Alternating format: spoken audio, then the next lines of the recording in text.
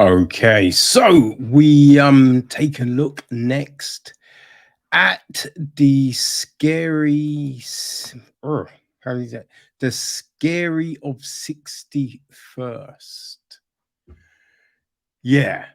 It is a weird title that, doesn't really make sense in a sentence, but that's the title. The Scary of 61st.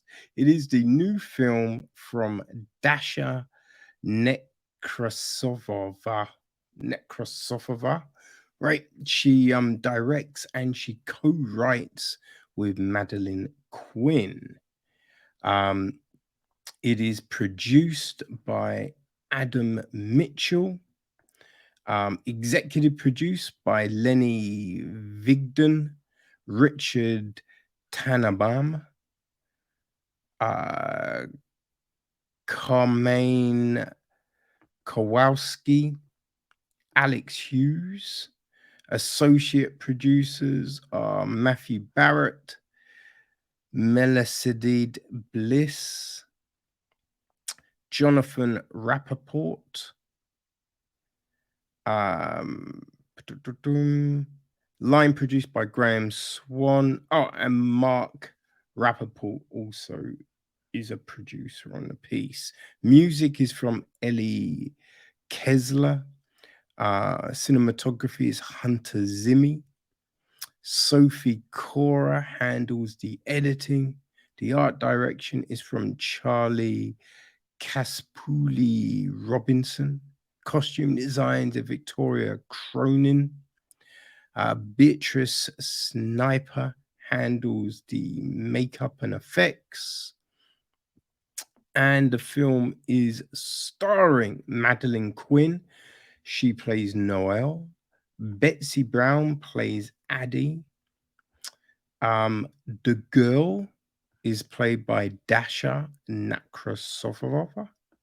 Greg, Addie's boyfriend, is played by Mark Rappaport. The realtor is played by Stephen Gerwitz.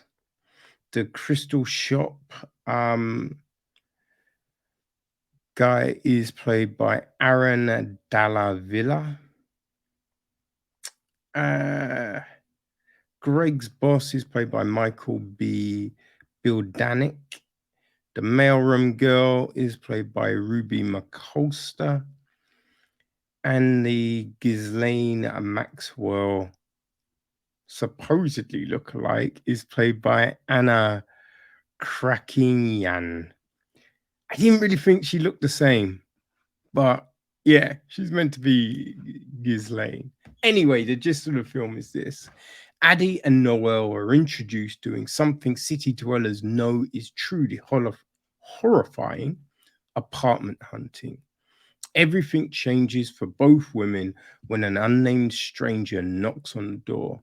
The girl tells Noelle that she believes they're living in a place that has seen untold horrors. One of the apartments in which Jeffrey Epstein used to traffic and abuse girls. Before you know it, they have tumbled down the rabbit hole into a world of conspiracy theories about Epstein and his apartments. So yes, that's the film, right? And it is an odd one, right? I have to be honest, it's an odd friggin' film, right? I think we see these girls together, you know, they don't necessarily seem friends.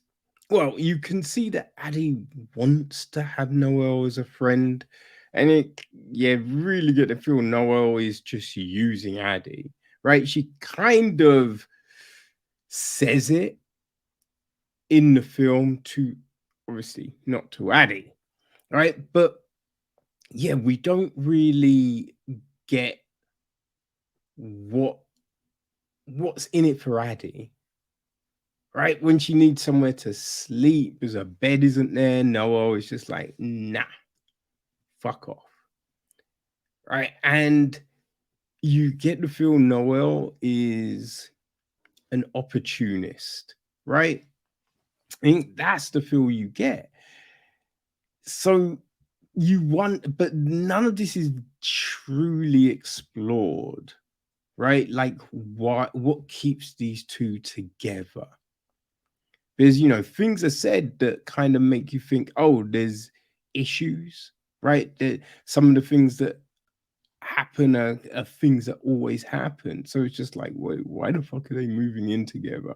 Because trust me, I have I've known some odd people, right? And when looking for roommates, could have been easy just to, bite the bullet, move in with one of these. But it's just like, what's gonna happen or what could potentially happen, and you're like, no, right? And I think if when you see a place and the price is so ridiculous, you just be like, I mean, I'm gonna bite this bullet because that rent is, I'm not getting that rent anywhere else, right? If that was the case, you could buy a bit more, but we don't know the price, right? We don't know any of this. So you just think, yeah, so you're wondering, like, why? Like, what's going down? The other crazy thing is, when you move in, there's things, right? So Addie does mention a cleaner, which is shot down. And you kind of think, all right, if I'm not getting a cleaner, like if you're not cleaning the apartment, you're not doing that deep clean, then I want a discount, right? There was no bargaining or anything like that. And they didn't really check the place. Didn't check the place because what was left in the fridge was just, ugh. And then the beds, right? There's a thing with the beds, and you're just like, yo, what are you doing? You did not check this place. That's insane. But we have all of this, and yeah, there's like a mirror on the wall, on the ceiling in one room, which is Addie's, and yeah, she has a weird dream. There's just weird vibes in the place, and that's when the girl turns up, right? This weird girl who they ignore at first, but then she gets in, right? Gets in. Now,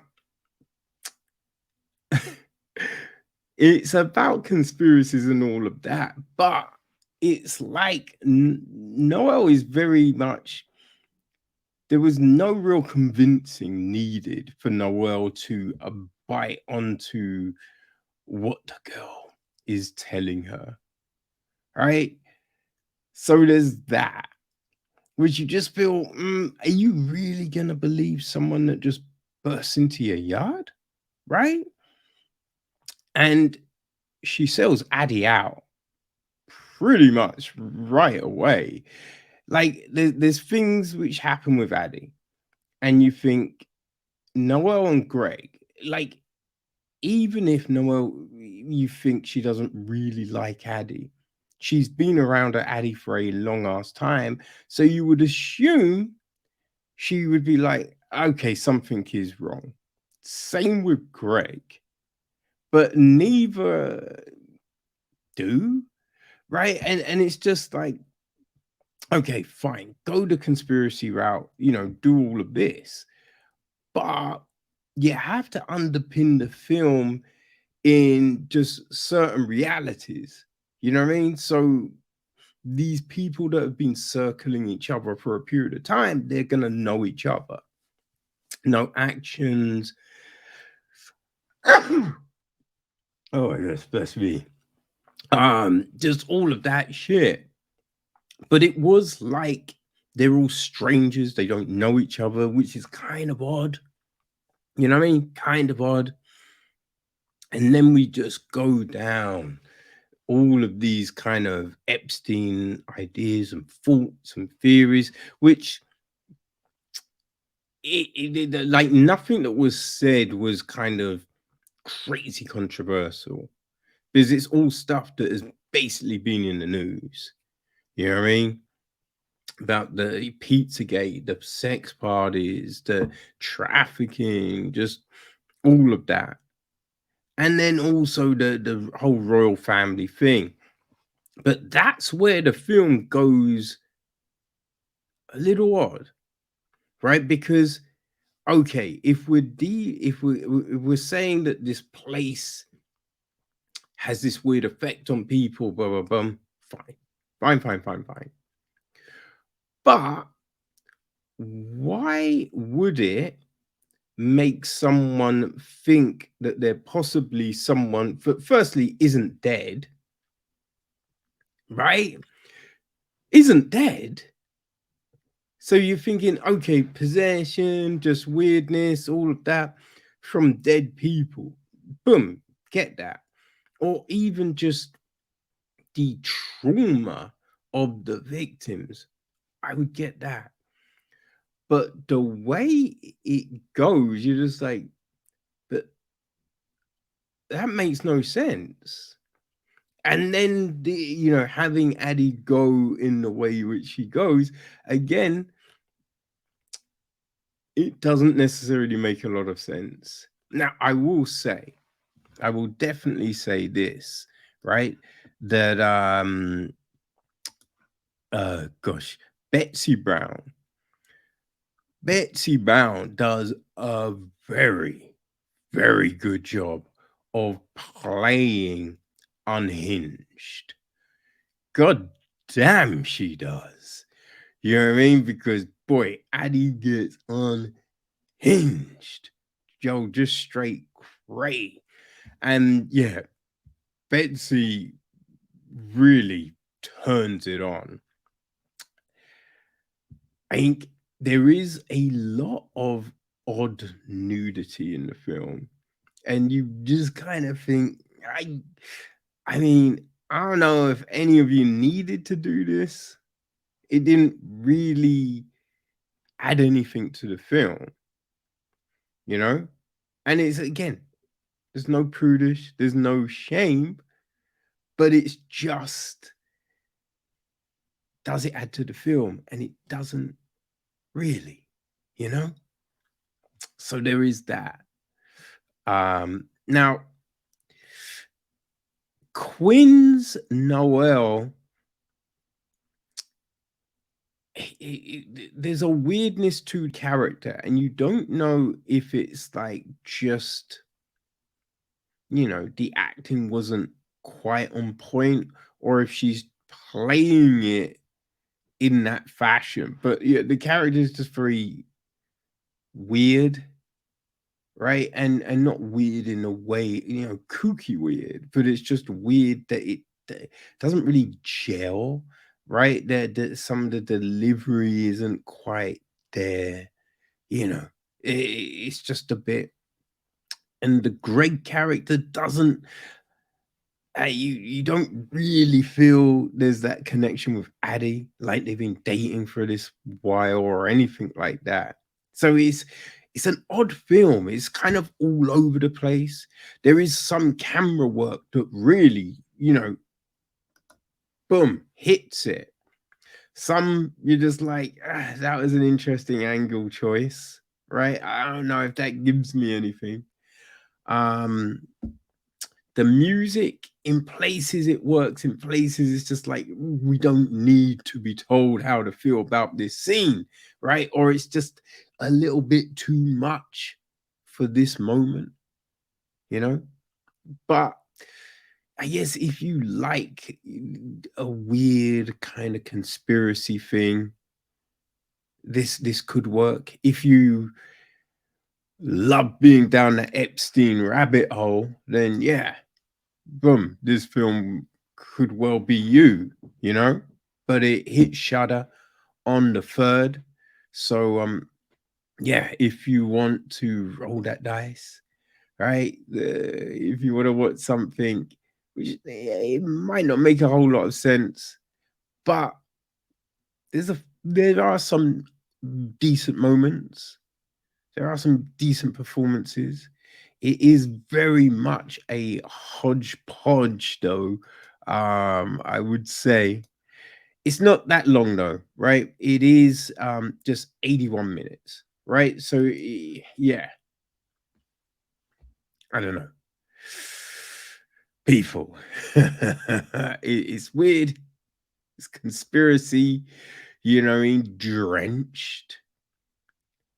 It isn't for the like to say it's not for the faint-hearted is not to say that it's shocking per se, but it's trying to be shocking, right? It's trying to be shocking, like items put in places which you don't see, but it's alluded to, right? So there's a lot of this. But yeah, if you can cope with all of that, the scary 61st might be your ticket, people. Might be your ticket. And it's now on Shudder.